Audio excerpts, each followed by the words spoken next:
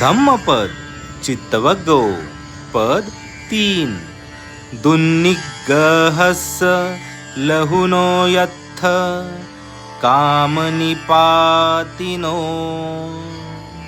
चित्तस्य दमथो साधु चित्तं दंतं सुखावहं.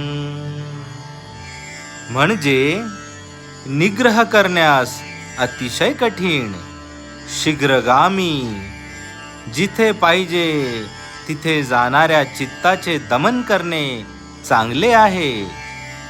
दमन केलेले चित्त सुखदायक असते.